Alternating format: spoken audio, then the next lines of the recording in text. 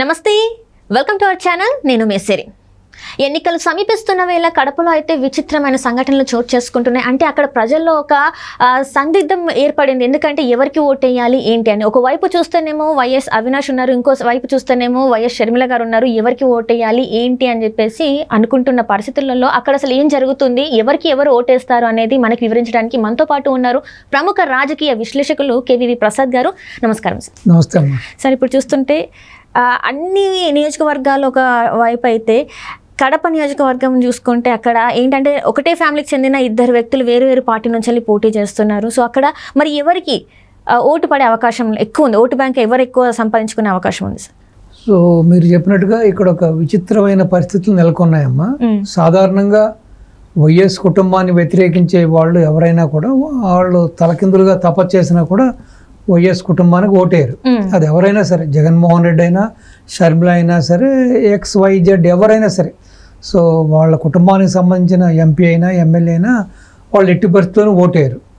So కానీ ఈ రోజున ఇక్కడ ఒక విచిత్రమైన పరిస్థితులు నెలకొన్నాయి కడపలో. సో వైఎస్ అభిమానుల్లోనే చీలికొచ్చింది. సో ఈ మధ్యకాలంలో వైఎస్ వివేకానంద రెడ్డి హత్యానంతరం జరిగిన పరిణామాలు, సో వైఎస్ షర్మిల గారు కానీ, ఇటు వైఎస్ సునీత గారు కానీ, సో వైఎస్ సునీతమ్మ గారి మదర్ కానీ, వీళ్ళందరూ బయటకు వచ్చి మాకు న్యాయం చేయండి, ఈ హత్యకి కారణమైన వాళ్ళని అరెస్ట్ చేయండి సో అని చెప్పి వాళ్ళందరూ కూడా ఆధారాలతో పోరాటం జరిగింది. ఈవెన్ సిబిఐ కానీ, ఇట్లా గూగుల్ టేక్అవుట్లో కానీ. సో ప్రత్యక్షంగా ఇది అవినాష్ రెడ్డి హస్తం ఉంది. సో వైఎస్ జగన్ యొక్క ప్రోద్బలంతో ఇది జరిగింది. ప్లస్ ఎవరు ఆ టైంలో ఆ టవర్ కింద ఎక్కడున్నారు, ఎవరి మధ్యన కాల్ సంభాషణ జరిగింది, ఇవన్నీ కూడా ఆధారాలు ఉన్నప్పుడు కూడా నిమ్మకు నీరెత్తినట్టుగా కేవలం వైఎస్ అవినాష్ రెడ్డిని రక్షించడం కోసం జగన్మోహన్ రెడ్డి చేస్తున్న ప్రయత్నాలు, ప్లస్ అంతేకాకుండా ఇన్ని ఆరోపణలు ఉన్నా సరే కూడా కనీసం అతన్ని పక్కన పెట్టకుండా కూడా మళ్ళీ ఎంపీ సీట్ ఇచ్చి అతను ఎంకరేజ్ చేయడం, అతనికి బాసటగా నిలవడం కూడా చాలామంది ఇటు వివేకానంద రెడ్డి కానీ వైఎస్ అభిమానుల్లో కూడా, కుటుంబ సభ్యులు అవనండి, బంధువులు అవనండి, అభిమానుల్లో కూడా ఒక తీవ్రమైన వ్యతిరేకత వచ్చింది. ఇప్పుడు వాళ్ళంతా ఏం డిసైడ్ అయ్యారంటే, ఈ మధ్యకాలంలో మీరు చూడవచ్చు జగన్మోహన్ రెడ్డి ఒక మంచి స్పీకర్ కానే కాదు, ఈవెన్ పేపర్ మీద రాసిచ్చినా కూడా చదవలేని వ్యక్తి అతను. సో అటువంటిది ఈ రోజున వైఎస్ షర్మిల గారి ప్రసంగాలు ఆల్మోస్ట్ జనాల్ని ఉర్రంతులోకిస్తున్నాయి. ఆవిడ ఎటువంటి పేపరు లేకుండా, ఎటువంటి ప్రాంప్టింగ్ లేకుండా కూడా బ్రహ్మాండంగా ఆవిడ స్పీచ్లు ఇస్తున్నారు. సో ప్రజల్లోకి బాగా వెళ్ళారు ఆవిడ. సో ప్లస్ ఈ అంశాన్ని కూడా బాగా తీసుకెళ్లారు.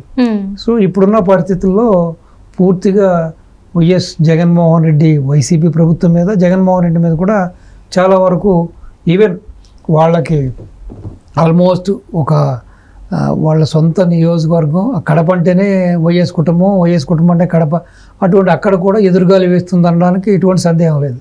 ఇప్పుడు వాళ్ళంతా ఏ నిర్ణయానికి వచ్చారంటే, సరే కావాలంటే వైఎస్ జగన్కి పులివెందుల్లో ఓటేద్దాం, సో ఎంపీ స్థానానికి మాత్రం ఒక ఓటు జగన్కి వేద్దాం, ఒక ఓటు షర్మిలకి వేద్దాం అని నిర్ణయానికి కూడా వచ్చారు.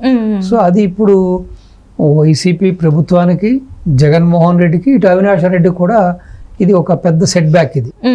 సో డెఫినెట్గా పరిశీలకులు చెప్పేది అక్కడున్న లోకల్గా ఉన్న సిచ్యువేషన్ కానీ, లోకల్గా ఉన్న యొక్క మొత్తం అసైన్మెంట్ చూసుకుంటే మీకు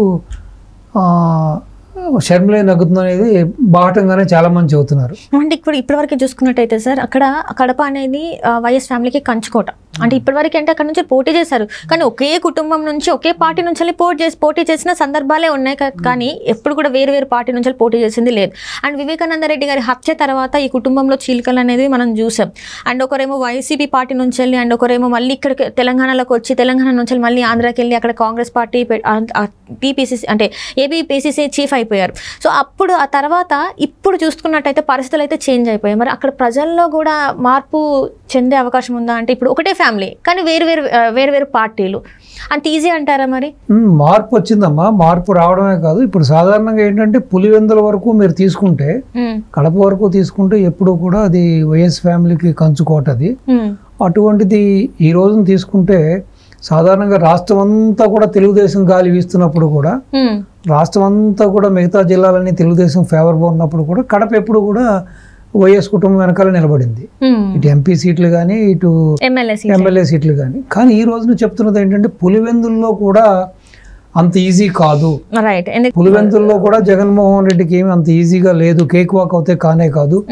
బీటెక్ రవి టీడీపీ తరఫు నుంచి పోటీ చేస్తున్న క్యాండిడేట్ కూడా గట్టి పోటీ ఇస్తున్నాడని, సో అలాగే మిగతా కొన్ని సెగ్మెంట్స్లో కూడా ఎమ్మెల్యే సెగ్మెంట్స్లో కూడా గట్టి పోటీ ఎదురవుతుందని కూడా, కానీ సో టీడీపీ కూడా బాగానే పుంజుకుందని, టీడీపీ కూడా ఈజీగా 2-3 స్థానాలు గెలుస్తుందని, ఎమ్మెల్యే టీట్లు గెలుస్తుందని కూడా చాలామంది చెబుతున్నారు. సో కొంతమంది చెప్పేది ఏంటంటే జగన్మోహన్ రెడ్డి ఓడిపోయినా కూడా ఆశ్చర్యపక్కర్లేదు. ఇప్పుడు అవినాష్ రెడ్డి అయితే డెఫినెట్గా ఓడిపోతాడు, షర్మిల నెగ్గుతుంది అన్నది ప్రతి ఒక్కరు చెబుతున్న మాట. ఈవెన్ జగన్మోహన్ రెడ్డి ఓడిపోయినా కూడా ఆశ్చర్యపడక్కలేదు అంటున్నారు. అంటే అంత వ్యతిరేక పవనాలు అక్కడ ఉన్నాయి. సో బీటెక్ రవి చాలా బలమైన నాయకుడిగా అక్కడ రూపాంతరం చెందాడు.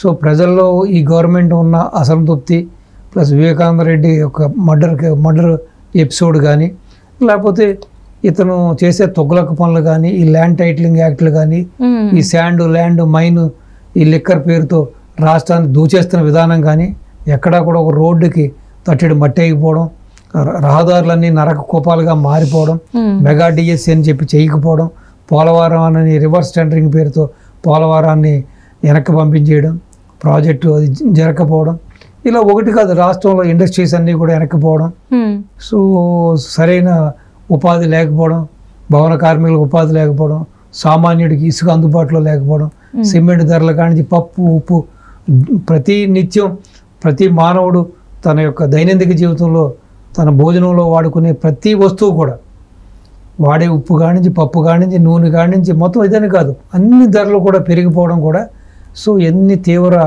అసంతృప్తికి లోనైన ప్రజానీకం ఏ విధంగా అయితే ఆంధ్ర రాష్ట్రం అంతా కూడా ఈ రోజున వ్యతిరేకంగా వైఎస్పీకి వ్యతిరేకంగా ఓటేయాలనుకుంటున్నారు. అలాగే వీళ్ళ కంచుకోటలో కూడా వీళ్ళకి ఈసారి అంత సానుకూల పరిస్థితులు లేవు, ప్లస్ వ్యతిరేక పవనాలు వీస్తున్నాయి. కాబట్టి ఈవెన్ జగన్మోహన్ రెడ్డి ఓడిపోయినా కూడా ఆశ్చర్యపడలేదు. నిజంగా జగన్మోహన్ రెడ్డి ఓడిపోవడం జరిగితే నేను ఈరోజు చెబుతున్నాను మీకు, సో వైసీపీకి సింగిల్ డిజిట్స్ తప్పించి రావమ్మా. వీళ్ళందరూ అన్నట్టుగా 20-30 సీట్లు కూడా రావు. ఏదో మా వస్తే 4 సీట్లు 5 సీట్లు రావచ్చు, లేదా 10 లోపే రావచ్చు. సో అటువంటి పరిస్థితి కూడా కనబడుతుంది. ప్రజల్లో ఒక సైలెంట్ విప్లవం వచ్చింది, చాలా కసిగా ఉన్నారు.